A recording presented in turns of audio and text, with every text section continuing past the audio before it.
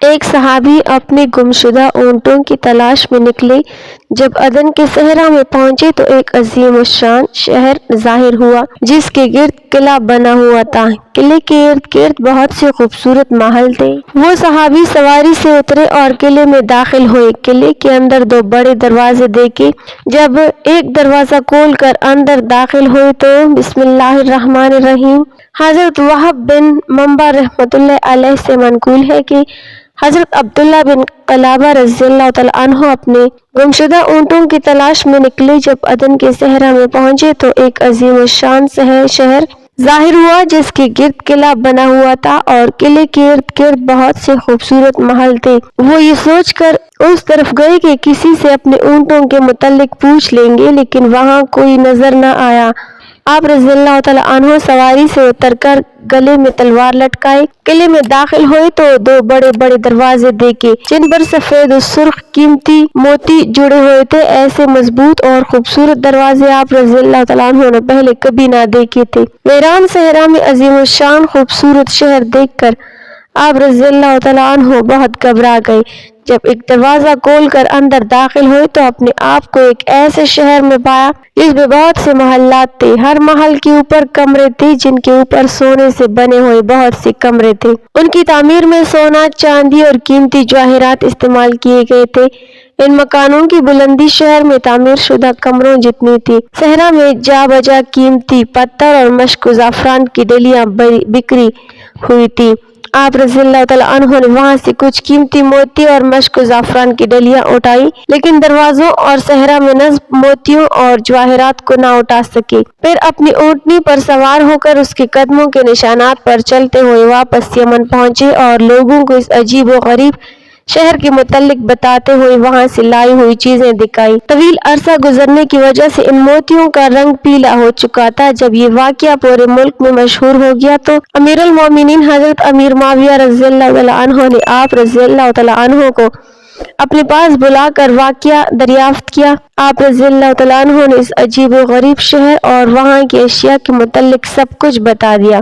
امیر المومنین حضرت امیر معاویہ رضی اللہ تعالیٰ عنہ کو یہ باتیں بڑی عجیب معلوم ہوئیں۔ آپ رضی اللہ تعالیٰ عنہ نے متعجب ہو کر پوچھا، تم نے جو باتیں بیان کی ان کے سچ ہونے کے بارے میں کیسے یقین کر لوں؟ آپ رضی اللہ تعالیٰ عنہ نے کہا، میں وہاں کے موتی اور جواہرات اپنے ساتھ لے آیا تھا، کچھ چیزیں اب بھی میرے پاس موجود ہیں۔ یہ کہہ کر آپ رضی اللہ تعالیٰ عنہ نے کچھ یاقوت پیش کی جو عام یاقوتوں کی نسبت قدرے پیلے ہو چکے تھے۔ کچھ مشک کی ڈلیاں پیش کی جن میں خوشبو نہ تھی، لیکن جب انہیں توڑا گیا تو ان میں سے تیز خوشبو نکلی جسے امیر المومنین رضی اللہ تعالیٰ عنہ نے سونگھا۔ اسی طرح زعفران کی خوشبو بھی سونگھی۔ اب آپ رضی اللہ تعالیٰ عنہ کو اس واقعے کا یقین ہو گیا تھا۔ آپ رضی اللہ تعالیٰ عنہ نے لوگوں سے پوچھا، ایسا کون ہے جو مجھے اس عجیب و غریب شہر اور اس کے بانی کا نام بتائے اور یہ بتائے کہ یہ کس قوم کا واقعہ ہے؟ اللہ کی قسم، حضرت سلیمان بن داؤد علیہ السلام کی مانند کسی کو سلطنت عطا نہیں کی گئی۔ اس طرح کا شہر تو ان کے ملک میں بھی نہ تھا۔ بعض لوگوں نے عرض کی، اے امیر المومنین، اس زمانے میں پوری دنیا میں اس واقعے کے متعلق صحیح معلومات صرف حضرت کعب الاحبار رضی اللہ تعالیٰ عنہ ہی فراہم کر سکتے ہیں۔ اگر آپ رضی اللہ تعالیٰ عنہ مناسب سمجھیں تو انہیں بلوائیں اور حضرت عبداللہ بن قلابہ رضی اللہ تعالیٰ عنہ کو چھپا دیں۔ اگر واقعی یہ اس شہر میں داخل ہوئے ہوں گے تو حضرت کعب احبار رضی اللہ تعالیٰ عنہ ہی فراہم کر سکتے ہیں۔ اگر آپ رضی اللہ تعالیٰ عنہ مناسب سمجھیں تو انہیں بلوائیں اور حضرت عبداللہ بن قلابہ رضی اللہ تعالیٰ عنہ کو چھپا دیں۔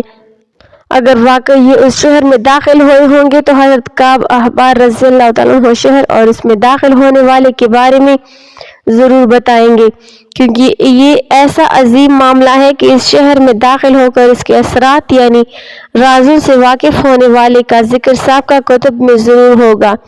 اے امیر المومنین، اللہ تعالیٰ نے جو اشیاء زمین پر پیدا فرمائی، جو واقعات و حادثات رونما ہوئے اور مستقبل میں جو بھی عظیم واقعات ہوں گے، وہ تمام کے تمام تورات میں مفصل بیان کر دیے گئے ہیں، اور اس وقت حضرت کعب الاحبار رضی اللہ تعالیٰ عنہ سابقہ کتب کے سب سے بڑے عالم ہیں۔ انشاءاللہ وہ آپ کو اس واقعے کی خبر ضرور دیں گے۔ حضرت امیر معاویہ رضی اللہ تعالیٰ عنہ نے حضرت کعب الاحبار رضی اللہ تعالیٰ عنہ کو بلا کر فرمایا، اے ابو اسحاق، میں نے تمہیں ایک بڑے کام کے لیے بلایا ہے، امید ہے کہ تمہارے پاس اس کا علم ضرور ہوگا۔ آپ رضی اللہ تعالیٰ عنہ نے کہا، اللہ تعالیٰ علیم و خبیر ہے، اس کے سامنے سب عاجز ہے، میرا سارا علم اس کی کے حکم سے ہے۔ فرمائیے آپ رضی اللہ تعالیٰ عنہ کیا پوچھنا چاہتے ہیں؟ فرمایا، اے ابو اسحاق، مجھے بتاؤ کہ کیا دنیا میں کسی ایسے شہر کے متعلق تمہیں کوئی خبر پہنچی ہے جو سونے اور چاندی کی اینٹوں سے بنایا گیا ہو، جس کے ستون زبرجد اور یاقوت کے ہوں، جس کی محلات اور بالا خانوں کو موتیوں سے مزین کیا گیا ہو، جس میں باغات اور نہریں جاری ہوں اور جس کے راستے کشادہ ہوں؟ حضرت کعب الاحبار رضی اللہ تعالیٰ عنہ نے فرمایا، اے امیر المومنین، قسم ہے اس ذات کی جس کے قبضے قدرت میں میری جان ہے، مجھے زن غالب تک اس شہر اور اس کے بنانے والے کے متعلق مجھ سے سوال ضرور کیا جائے گا۔ اس شہر کی جو صفات آپ نے بیان کی اور جو کچھ آپ رضی اللہ تعالیٰ عنہ کو بتایا گیا وہ حق ہے۔ اس کو شداد بن عاد نے بنایا اور اس کا نام ارم ہے۔ اس کے بارے میں اللہ تعالیٰ نے اپنی کتاب قرآن مجید میں اس طرح ارشاد فرمایا۔ ترجمہ: ارم بلند ستونوں والا شہر تھا جیسا کسی شہر میں پیدا نہ ہوا۔ امیر المومنین حضرت امیر معاویہ رضی اللہ تعالیٰ عنہ نے فرمایا، اے کعب رضی اللہ تعالیٰ عنہ، اللہ تعالیٰ آپ رضی اللہ تعالیٰ عنہ پر رحم فرمائے، اس کے متعلق ذرا تفصیل سے بتائیے۔ فرمایا، اے امیر المومنین، عاد کے دو بیٹے تھے، شدید اور شداد۔ جب عاد کا انتقال ہوا تو دونوں بیٹوں نے سرکشی کی اور قہر و غضب سے تمام شہروں پر زبردستی مسلط ہو گئے۔ کچھ حکمران تو ڈر کر ان کے اطاعت پر مجبور ہو گئے اور بقیہ سے جنگ و جدال کر کے اپنی سلطنت میں شامل کر لیا، یہاں تک کہ تمام لوگ ان کے سامنے گھٹنے ٹیکنے پر مجبور ہو گئے۔ ان کے زمانے میں مشرق و مغرب میں کوئی ایسا نہ تھا جس نے توغن یا کرہن یعنی خوش دلی سے یا مجبوری سے ان کی حکمرانی قبول نہ کی ہو۔ جب دونوں کی سلطنت خوب مضبوط ہو گئی اور ہر جگہ ان کی بادشاہت کا سکہ بیٹھ گیا تو شدید مر گیا۔ اب شداد اکیلا ہی پوری سلطنت کا بادشاہ تھا، کسی کو اس سے جنگ و جدال کرنے کی ہمت نہ تھی۔ شداد کو سابقہ کتب پڑھنے کا بہت شوق تھا۔ ان کتابوں میں جب بھی جنت اور اس میں موجود محلات و قصر و جواہرات اور باغات کا تذکرہ پڑھتا یا سنتا تو اس کا شریر نفس اسے اس بات پر ابھارتا کہ تو بھی ایسی جنت بنا سکتا ہے۔ جب اس بدبخت و نامراد کے دل میں یہ بات بیٹھ گئی تو اس نے 100 خزانچیوں کو بلایا اور ہر خزانچی کو 1000 مددگار دے کر کہا، جاؤ اور روئے زمین کا سب سے بڑا اور عمدہ جنگل تلاش کرو، پھر اس میں ایک ایسا شہر بناؤ جو سونے، چاندی، یاقوت، زبرجد اور موتیوں سے مزین ہو، اس کے نیچے زبرجد کے ستون ہوں، اوپر محلات اور بالا خانے ہوں، پھر ان کے اوپر مزید بہترین اور عمدہ کمرے ہوں، ان کمروں کے اوپر بھی بالا خانے ہوں، محلات کے نیچے گلی کوچوں میں ہر قسم کے ایسے میوہ درخت ہوں جن کے نیچے نہریں بہتی ہوں، کیونکہ میں نے سابقہ کتب میں جس جنت کے بارے میں پڑھا اور سنا ہے وہ ایسی ہی ہے اور میں ایسی جنت دنیا ہی میں بنانا چاہتا ہوں۔ شداد ملعون کی یہ بات سن کر خزانچیوں نے کہا، آپ نے اس شہر کی جو صفات بیان کی ہیں اس کی تعمیر کے لیے اتنے سارے یاقوت، زبرجد، ہیرے، جواہرات اور سونا چاندی کہاں سے لائیں گے؟ شداد نے کہا، کیا تمہیں معلوم نہیں کہ اس وقت ساری دنیا پر میری حکومت ہے؟ انہوں نے کہا، کیوں نہیں ہے، بے شک ایسا ہی ہے۔ کہا، تو پھر پوری دنیا میں پھیل جاؤ، زمین پر، سمندر میں، جہاں جہاں زبرجد، یاقوت اور ہیرے جواہرات کے خزانے ہوں سب لے لو، اور ہر قوم پر ایک ایسا فرد مقرر کرو جو اپنی قوم کے تمام خزانے جمع کر لے جتنا ہمیں مطلوب ہے، اس سے کہیں زیادہ خزانہ دنیا میں موجود ہے۔ یہ کہہ کر شداد نے پوری دنیا کے بادشاہوں کو پیغام بھجوا کر دیا کہ وہ اپنے اپنے ملک کا خزانہ میرے شہر میں بھجوا دیں۔ حکم پاتے ہی ساری دنیا کا بادشاہ 10 سال تک شداد کے شہر میں اپنے ملک کا خزانہ جمع کراتے رہے، جس میں سونا، چاندی، یاقوت، زبرجد، ہیرے، جواہرات، الغرض ہر قسم کے زیب و زینت کا سامان تھا۔ حضرت امیر معاویہ رضی اللہ تعالیٰ عنہ نے پوچھا، اے کعب رضی اللہ تعالیٰ عنہ، ان بادشاہوں کی تعداد کتنی تھی؟ فرمایا، اے امیر المومنین، وہ 260 تھے۔ جب سب سامان جمع ہو گیا تو کام کرنے والے نکلے تاکہ ایسی جگہ تلاش کریں جہاں شداد کی جنت بنائی جا سکے۔ کافی تلاش کے بعد وہ ایسے صحرا میں پہنچے جو ٹیلوں اور پہاڑوں وغیرہ سے خالی تھا۔ وہ کہنے لگے کہ یہی وہ جگہ ہے جس کا ہمیں حکم دیا گیا ہے۔ بس پھر کیا تھا، کاریگر اور مزدور چوک در چوک وہاں پہنچنے لگے۔ جتنی جگہ درکار تھی اس کی حد مقرر کی، چشمے کھودے، گلی کوچے بنائے، نہروں کے لیے گڑھے کھودے، ان کی جڑوں میں خوشبودار سفید پتھر رکھے، پھر عمارتوں اور ستونوں کے لیے بنیادیں کھودی گئی اور ان میں بھی بہت قیمتی اور مضبوط پتھر لگائے گئے۔ اب زبرجد یاقوت، سونا چاندی اور ہیرے جواہرات منگوائے گئے۔ کاریگر ستون بنانے لگے، معمار سونے اور چاندی کی اینٹوں سے محلات تعمیر کرنے لگے، دودھ اور خوشبودار پانی کی نہریں جاری کی گئیں اور اس طرح اس شہر کی تعمیر مکمل ہوئی۔ حضرت امیر معاویہ رضی اللہ تعالیٰ عنہ نے پوچھا، اے کعب، اللہ کی قسم میرا خیال ہے کہ انہیں اس شہر کی تعمیر میں بہت عرصہ لگا ہوگا۔ کہا، جی ہاں، میں نے تورات میں پڑھا ہے کہ یہ سارا کام 300 سال میں مکمل ہوا۔ اب رضی اللہ تعالیٰ عنہ نے پوچھا، شداد بدبخت کی عمر کتنی تھی؟ فرمایا 900 سال۔ فرمایا، اے ابو اسحاق، آپ نے ہمیں عجیب و غریب خبر دی ہے، اس بارے میں مزید کچھ بتائیے۔ فرمایا، اے امیر المومنین، اللہ تعالیٰ نے اس کا نام علم ذات العمار رکھا۔ اس کی ستون زبرجد و یاقوت کی تھی۔ اس شہر کے علاوہ پوری دنیا میں کوئی اور شہر ایسا نہیں جو یاقوت و زبرجد سے بنایا گیا ہو۔ چنانچہ فرمان خداوندی ہے، وہ علم بلند ستونوں والا شہر تھا جس جیسا شہروں میں پیدا نہ ہوا۔ اے امیر المومنین، اس جیسا کوئی اور شہر نہیں۔